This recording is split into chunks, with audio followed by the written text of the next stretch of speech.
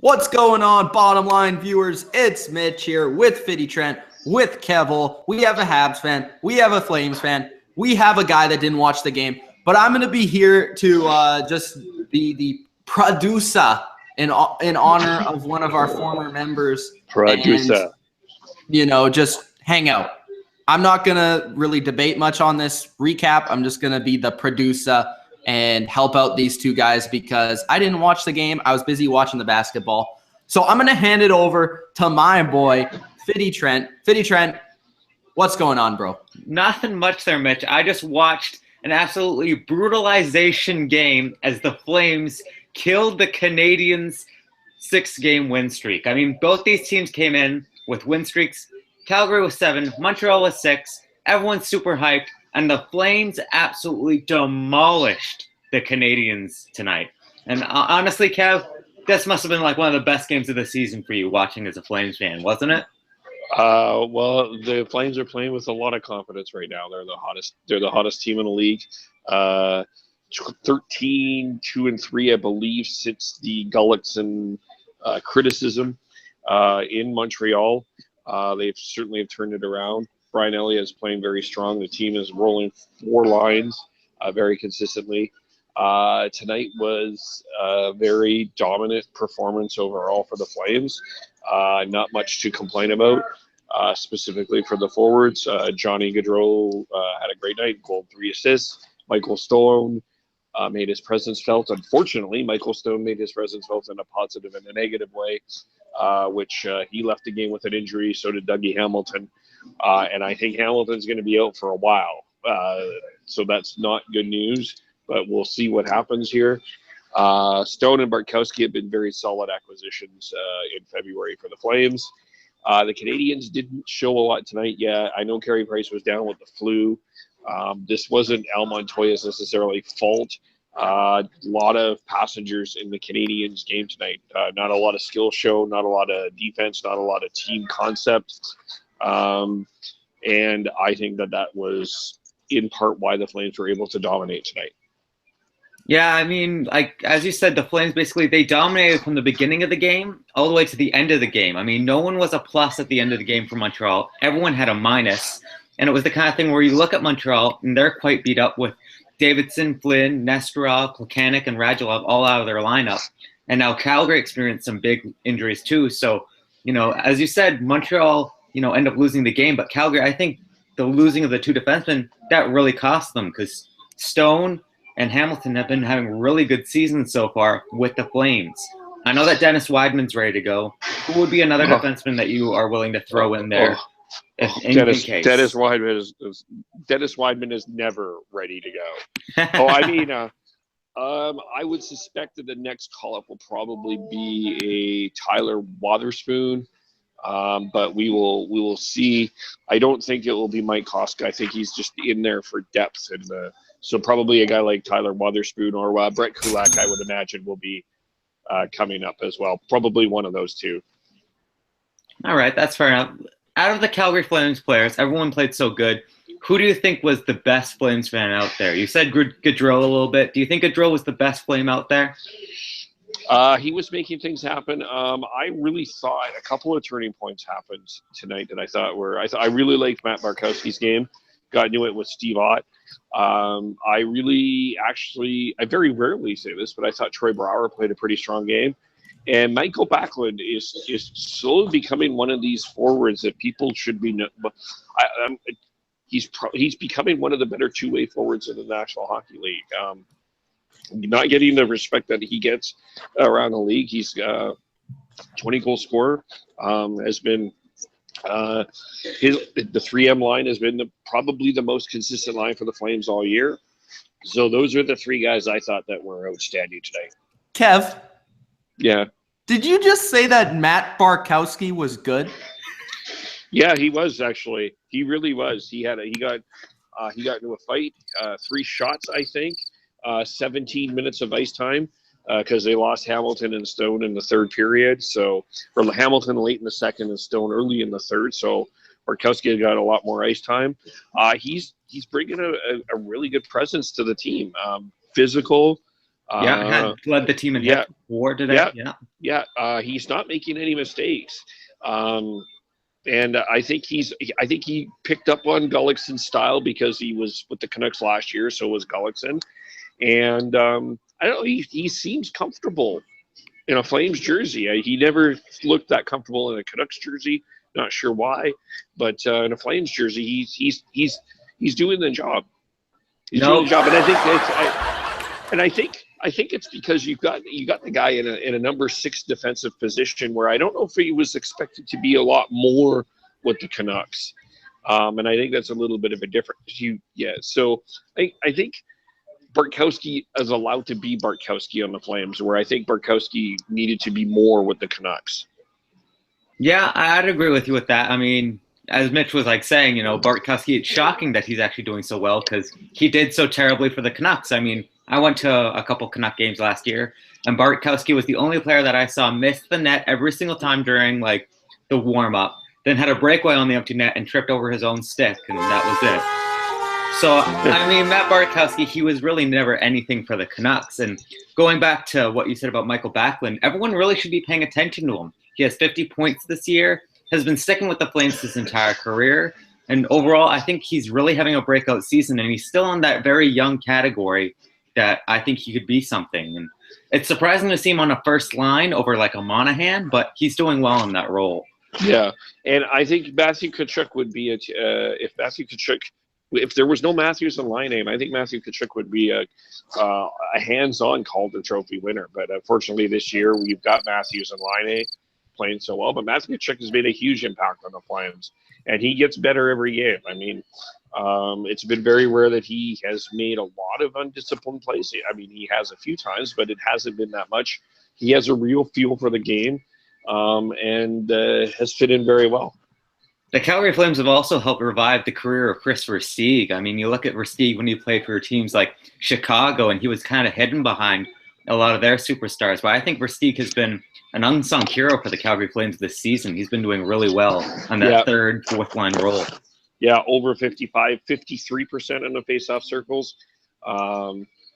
He's been a good help for Bennett. I know Bennett doesn't have the stats of some of the other Draisaitl, but he also doesn't play with Connor McDavid.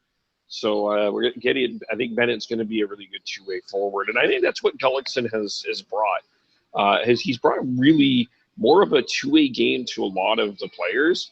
Kind of the sacrifice for the individual stats to be more of a team, and that's why we're seeing an 8-game winning streak here.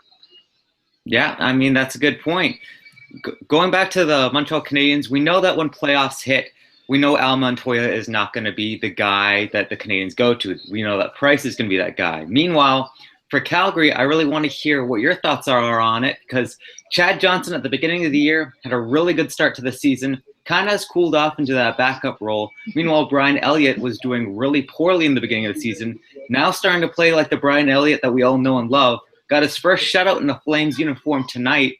Who do you lean towards to put in goal during the playoffs? Because it looks like Calgary's going to make the playoffs now. Well, I think you'll need both goalies.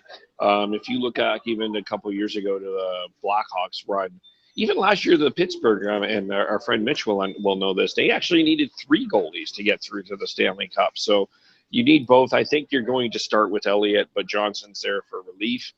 I think it was just one of those things that Elliott just had to get used to the new team. And get used to kind of being the number one guy, and it just took a little bit longer than people expected, and he's picking it up, and the team is picking it up around him as well. Yeah, that's a good point. And just finishing off with the Flames, they're currently on an 8-game winning streak. What team is going to be the team that finally breaks that for them? They've tied a franchise record. They have teams coming up like the Jets and whatnot coming up soon. Do you see an end to this run anytime soon, or do you think that they're just going to keep on going? They could lose the next game. Certainly, it's in Winnipeg. Winnipeg's always a tough place to play. Winnipeg's not playing that bad. They got a road trip, so it could happen. A loss isn't going to hurt them. Right now, they're tied for Edmonton for 3rd place. I personally, I know that there's 2 Canuck fans here that are excited because Jannik Hansen could get them, if the Sharks win a Stanley Cup, a first-round pick. But I think the Flames can beat the Sharks. right now. I Can I really say do. something? As long as you're not going to laugh at the Flames. Oh, no. I was going to credit the Flames because, Fitty Trent, I want to ask you a question. Duh. Who picked the Flames to be second in the Pacific? You did, man. It was all you. Who picked the Phoenix Coyotes to be second? That was all me. I think that was all you, Trent. Oh, that was all me. But Trent, I want to get on you. Yes, because absolutely. We've been talking about the Flames, and sure, the Flames are great. They're playing great. They played 9 games in a row. Mm-hmm. All right, you're the closet Montreal fan. Yep. Yeah, this was not a good. What the hell is going on? That was awful. That was not Carey. Like, that's not because Carey Price wasn't in the net. There was no team effort tonight. What is Paul Byron doing in a fight? Paul Byron shouldn't be fighting. This team was supposed to be tough. You got all this grit. Bartkowski flattened a guy. One of a guy into a bench, a 6'2", 230-pounder. There's a real lack of skill. Certainly missing Radulov. But there's no sink. There was no passion from this team tonight. Very poor effort. No, and there was, quite frankly, a very poor effort really Monday against Vancouver. Was it Monday or Tuesday? Tuesday against Vancouver. Yeah, but they were playing Vancouver, so it was easy. But it was it was a barely they won, right? It was off someone skating in.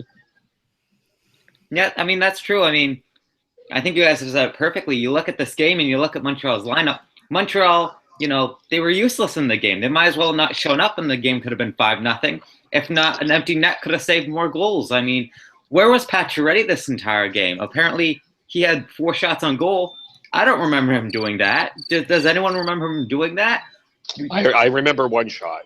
I remember 1 shot, but I don't remember 4. All that I remember is Gallagher literally had an empty net, missed it, and then I remember Steve Ott and Bartkowski were hugging behind the net. And that's pretty much what I remember from Montreal's game today, because they were just nowhere. They were nowhere on the ice. I mean, if I had to give credit to anyone, I'd say Montoya was probably the best player on the Canadiens, and he was terrible. He let in 5 goals. I mean, and half the goals he should have had. So it's the kind of thing where Montreal has not been playing good recently. This is they won 6 in a row, though. They have, but they've barely been winning 6 in a row. That's just the thing. Like, as they did against the Canucks, they barely squeaked by with that win. That could have just as easily been a loss. And that has to make you worried for the playoffs. Do you think Montreal is actually a good team this year? Do you think Montreal can go all the way? I don't think that there's a single team in that division that will. And we talked about this before. The way this playoff seeding is ridiculous. I don't think that there's a single team that scares me out of that division. I know that people may get excited about Toronto, but they're not going anywhere. Sorry, not in the first round. Not this year. The Rangers can easily beat Montreal and Boston and Ottawa. I mean, one of them will get to the second round, but I don't see how they're going to beat the Rangers or whoever the 4th place team is in the other Metropolitan Division. Yeah. I was gonna say I agree with Kev. I mean, we talked about this before the last Canadiens recap against the Canucks, but I think the Canadiens are in trouble against the Rangers. I think it's going to be a very good series. I think it's going to go deep. Whether the Canadiens can win it, I think that will depend on how well Carey Price is playing. I think that's really going to be it. I mean, if Carey Price can steal a couple of games, then most likely they'll take it. But if the Rangers are playing as good as, they've been playing and kind of get the same from both teams that they've been in the regular season, then I see it going to the Rangers. I'm going to ask a question that's going to be a bit controversial. Go ahead. But I'm going to do it. You look at this Montreal Canadiens team, and people say without Carey Price, they're nothing.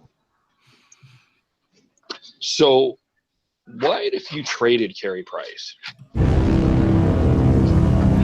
I don't really see Carey Price ever going anywhere in Montreal, to be completely honest. Even if he turned out to be the worst goalie ever, I don't see them ever trading him.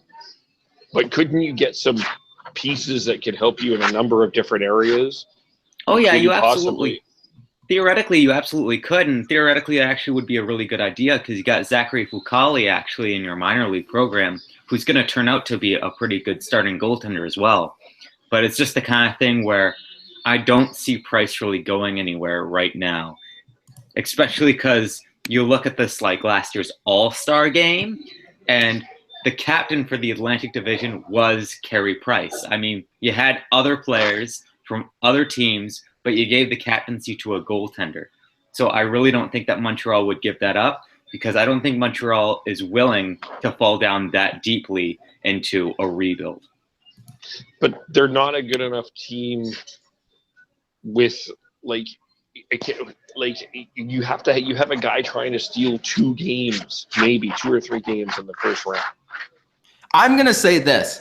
I'm a firm believer in this day and age in the NHL. You don't need a great goalie to win the Stanley Cup. I think you need, a good, solid goalie, preferably a young goalie that kind of comes into his own for the right time, that you're not really paying that much, so that you can build your team, your forwards, and your defensemen. I think you can get away with a good core of defensemen with an average goalie and win the cup. I don't think you need a Carey Price. And then we've seen teams do that before. I mean, Chicago did it for years when Corey Crawford was, a rookie, and when they had Antti Niemi near the end of his career, of his good career rather. And, the Pittsburgh Penguins, they won the cup last year with a rookie goaltender and still rookie goaltender, Matt Murray. So definitely it is possible, but I just don't see the Canadiens giving up that kind of elite goaltender. I don't think they'll trade him, but I think what I'm saying is you're better off not having one of those goalies. You're better off having a player of his equal caliber. Yeah. Yeah. In another position. Yeah. Yeah. It's not necessarily that you certainly, I would say Price is about as untouchable as there is out there, like i.e. Crosby, McDavid, certainly one of those people that you don't want to trade.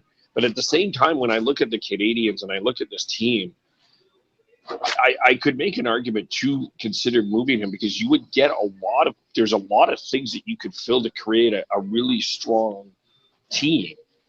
Like, if you look ahead here, you take the goalie away from Montreal and Toronto as an example, I think the Leafs have a stronger team than the Canadiens right now. With the way that they've drafted, the way that they've developed, I don't see that same skill level in Montreal right now. And, they're in first place and everything may be great and they got some grit, but they lack a lot of skill. And I just don't think that they have the pieces in place to get that skill in terms of other trade other than Carey Price. And I don't think that they're able to necessarily be in the free agent market, because it's a hard place to play. And a lot of the fans want French skill, and it's not out there as much. Yeah, it's interesting to think about. Do you have any teams that you'd think that maybe some team would give up enough for Carey Price? Do you have a team that you could picture him going to? The Flames. No, I'm just kidding. No. San Jose. No, they may not need him. Maybe Anaheim. Really? I mean, they have Gibson right now. I think Gibson's doing good enough. Gibson's not that. Gibson's beatable. He is, but he's young. That's just the thing. He's still very, very young. That's the kind of thing where I think you can give him a little bit more leeway. He's not in his late 20s or early 30s yet. He's still in his bottom of 25. So we do have a comment from Clorox Bleach, Mr. Bleach. He says, "Go Flames! Canadiens must lose to the Flames. Other than that, they are allowed to win." See, there we go. So they can win the next game. There you go. Yeah, they're allowed, just not against the Flames, right, Kev? Right. The Canadiens can go 80-2, but if the 2 losses are against the Flames, that's okay. There you go. So you said that you'd like to see the Flames face against the Sharks because you think that they can beat them. Do you think that they can beat any other teams, or is it just the Sharks? I think both Anaheim and Edmonton create different problems for them. The Flames haven't won in Edmonton and Anaheim since 2006. I think that they have to win one of the games with them at the end of the year. They do have a California trip at the end of the year. I think they need to win one of them to get that confidence in the playoffs. And Edmonton pretty much dominated them this year. I mean, I know that it was a different team, but still, it's that confidence, it's that air, it's that McDavid. They haven't played well against them, so I'm not convinced that they can beat Anaheim and Edmonton, but I think that they can get out of the first round. Second round is going to be tough. Yeah, I think it will be interesting to see what happens with the Flames and the Canadiens moving forward in the season and the playoffs. Yeah. I mean, Montreal. I mean, they'll have whoever the fourth place team is in the Metropolitan Division. So that'll be tough for them. But who knows, right? It's the playoffs. Anything can happen. It's true. Any last thoughts about tonight's game or anything in the future coming forward there, Kev? Well, it's going to be an interesting weekend of hockey. We got Pittsburgh coming through the West this weekend. I know Mitch is all excited. There's also some really, really good games going on, and some good playoff races on both ends. So should be an interesting final end of the year. Penguins are handing out ass kickings. That's how it's going to go, guys. All right, are we done? I think so. I have nothing else. Does anyone else have anything? Nope. Not really, other than subscribe to the Bottom Line View for more NHL recaps from these two fine gentlemen. Thank you guys for hosting with myself producing. I thank you guys for putting in the work. Thank you for watching. Subscribe to the channel, like the video, and check out the rest of our NHL content on the channel. It is Trent, Kev, and Mitch. Peace out. Peace.